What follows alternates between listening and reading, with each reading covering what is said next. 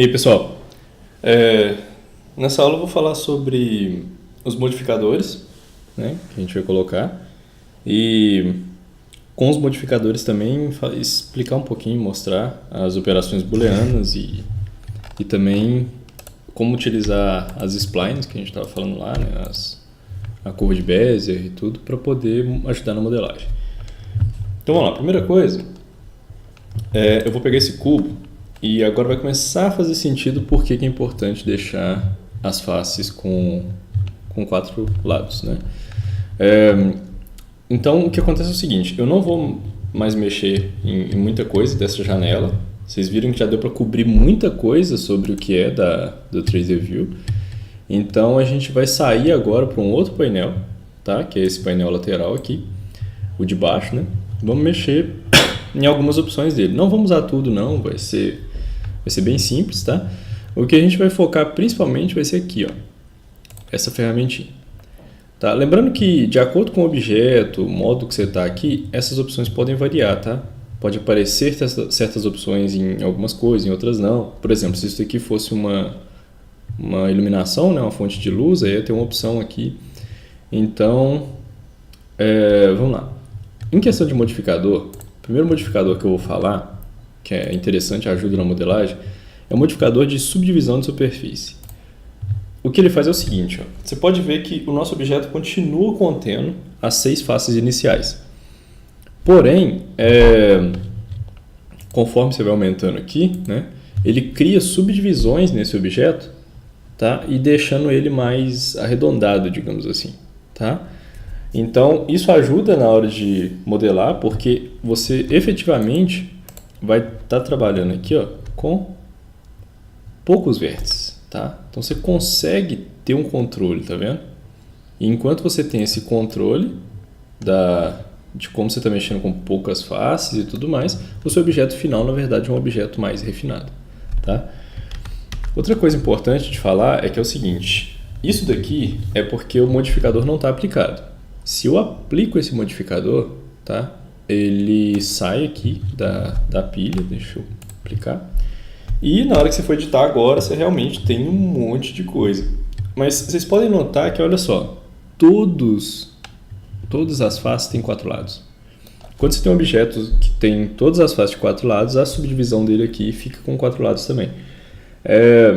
Eu não tenho um exemplo em mente aqui, mas se tiver muitos lados numa face, e você aplicar esse modificador, pode ser que alguma delas fique até com o vetor normal invertido ou não saia, entendeu? E fique um efeito estranho e você não consegue ter controle.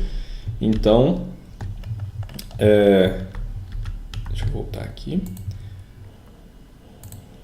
É lembrar de tomar cuidado com esses modificadores para aplicar só quando realmente for necessário. E lembrando que aqui, na verdade, é uma pilha. Então, se eu adiciono um outro modificador, tá? Esse daqui, por exemplo, eu posso falar que ele modifica mais e tudo. E aí, de acordo com a ordem, tá? Você pode jogar um para baixo, outro para cima. Deixa eu nomear esse daqui 1, esse 2. E aí você pode trocar a ordem deles, tá? Essa ordem faz sim diferença. Então, é para tomar cuidado porque tem muitos modificadores, tá? Então, pode ser que você utilizou um modificador para uma coisa, depois o outro, e a ordem deles vai alterar tudo no efeito final. Então, beleza, eu vou fechar isso aqui. Então, voltando a falar sobre a modelagem. Ah, tá, mas eu apliquei isso e perdi completamente o formato original do meu objeto. Sim, tem um comando de modelagem, que eu acabei esquecendo de falar dele, que é importante, que é Ctrl R. Deixa eu mostrar aqui. Quando você aperta Ctrl R e passa perto de uma aresta, tá? Ele vai indicar esse loop no objeto. Quando você clica com o botão esquerdo e confirma, você pode arrastar e colocar esse loop onde você quiser. O que está acontecendo aqui é o seguinte, que agora essa subdivisão que ele está fazendo de superfície está indo dessa face para essa. Então, ele está criando primeiro uma subdivisão de uma face até a outra, depois dessa até lá embaixo. Tá?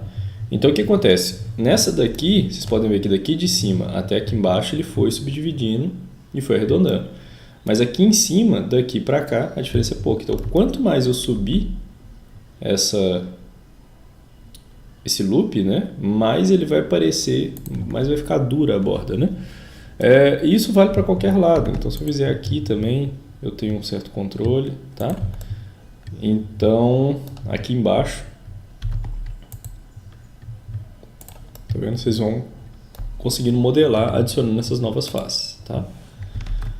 Na verdade, só que tem que tomar cuidado que isso pode depois deixar o objeto muito complexo, dependendo do tanto que você for subdividindo. Tá? Então, trabalhar com esse modificador é interessante. Aquele caso onde eu tinha falado, péssimo exemplo do chapéu,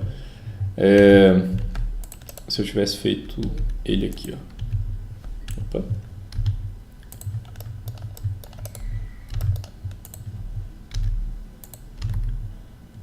Isso.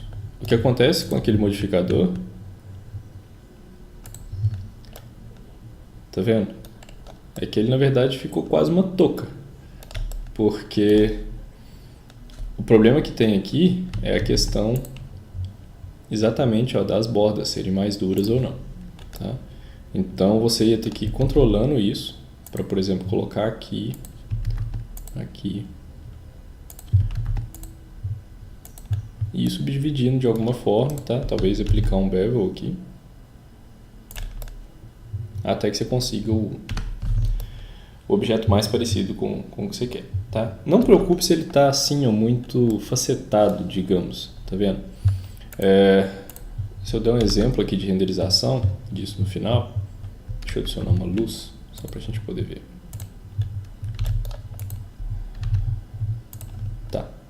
Tá vendo que aqui você consegue reparar as faces do objeto, cada uma?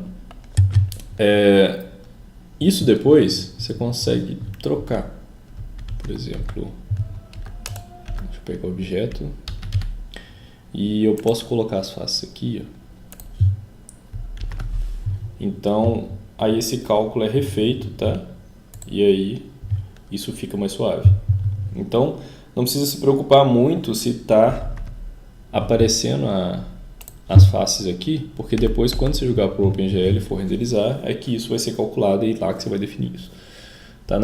Na verdade as faces aqui são as mesmas, tá? Eu não mudei as faces, o que eu mudei foi a forma que é calculado para mostrar, né? Para se mostrar da face. Beleza. Esse modificador é interessante, mas tem uma coisa que foi falada na aula também, e aqui vai dar para exemplificar com o modificador, que é a questão seguinte. Vamos supor que eu tenha essa esfera e adicione ela perto do cubo aqui. Tá? Você pode adicionar um modificador em qualquer um dos dois. Tá? Nesse caso eu vou adicionar um modificador aqui no cubo. E vou vir adicionar um modificador booleano. O que acontece? Esse modificador booleano vai ser para pegar a interseção, subtração ou adição de objetos de superfície aqui. Então, se eu seleciono a esfera como objeto e coloco a interseção, o que está acontecendo aqui é que, depois que eu aplicar, por exemplo, ele pegou a interseção entre os dois objetos e criou um novo objeto, tá vendo? Então, a interseção entre o cubo e a esfera. Uma outra coisa que podia ser feito era pegar a diferença. O que acontece? Aparentemente não aconteceu nada, porque esse modificador está só no cubo, então por isso que ele não está afetando a esfera. Mas ele fez uma operação booleana e conseguiu subdividir, tá? Essa subdivisão é bem feita, mas pode gerar esse problema. Ó.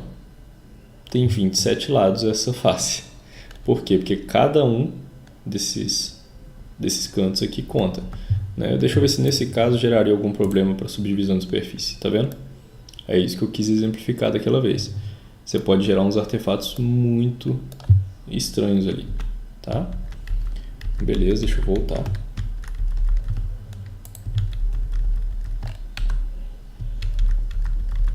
Isso. E agora, ao invés da diferença, eu vou fazer a união. Uma união bem óbvio também. Ele criou um objeto que é isso tudo. Tá? Só que essa união, é importante lembrar que agora não tem mais a face aqui, ó.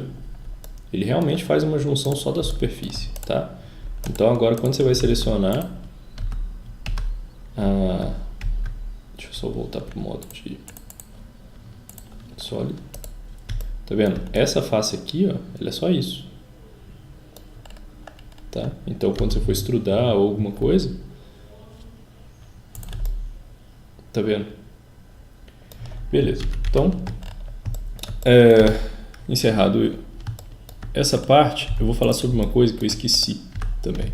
No modo de edição, quando você vai selecionar uma face ou uma aresta, você clica aqui e vai selecionando.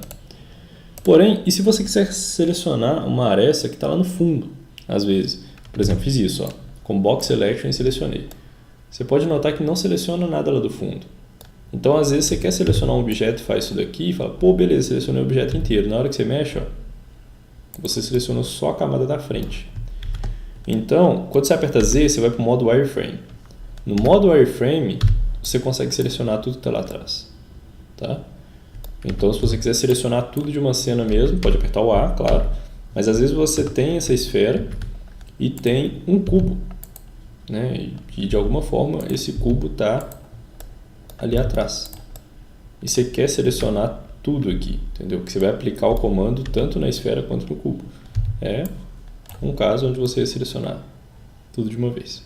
Tá? Depende do objeto que você está trabalhando, da situação. Então, beleza. Vamos deletar. Tá. Vou adicionar agora cubo. E você pode ver que tem muitos modificadores aqui. Outro que pode ser útil é o Mirror. O Mirror é útil por quê? Deixa eu pegar e tentar mostrar ele aqui. Vai ser no eixo X.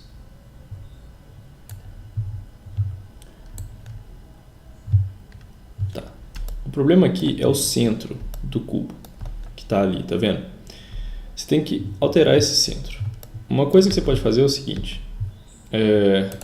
Você pode ir no modo de vértice, seleção de vértice, seleciona um vértice, daqui, por exemplo, e coloca para o cursor ir para o vértice ativo. Tá, o cursor está ali. Depois você pode fazer com que o centro, né, do objeto, na verdade é a origem do objeto, né? Aí você vem aqui, ó, com que a origem vá para o cursor 3D. Opa, esqueci de sair do modo de edição. Tá, vocês notaram que já automaticamente ele já duplicou. O que acontece, eu colocar aqui para não visualizar o modificador, ó, é que ele está fazendo um efeito espelhado ali. Então, tudo que eu fizer nesse modelo aqui enquanto eu estiver editando, está sendo feito do outro lado. Tá? Então esse é um modificador bem poderoso, que pode te ajudar na hora de modelar, por exemplo, tudo que for simétrico. Então, uma pessoa, se for modelar um boneco, um avião, qualquer objeto que for perfeitamente simétrico, mesmo que ele não seja, às vezes ele tem pouca diferença, se modela assim, e depois você acerta só as diferenças. E esse merge aqui é por causa desses vértices aqui no meio, né, para saber se eles estão sendo grudados ou não. Tá? Então, por exemplo, essa origem aqui está no meio, tá certinho, beleza. Mas vamos supor que eu comece a fazer isso daqui, ó, né? E descer. Se esse merge for muito grande, ele pode juntar os dois, tá vendo? Então é aqui que você vai ter esse controle do tanto que tem esse vão.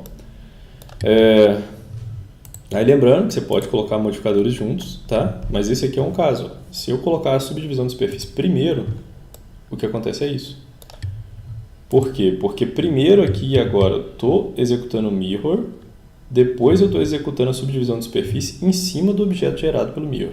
Então a ordem aqui é importante, sempre tomar cuidado com isso. Beleza, então eu consegui falar sobre as operações booleanas e sobre os modificadores básicos. Falta falar agora só sobre como aquelas curvas podem ajudar nessa modelagem.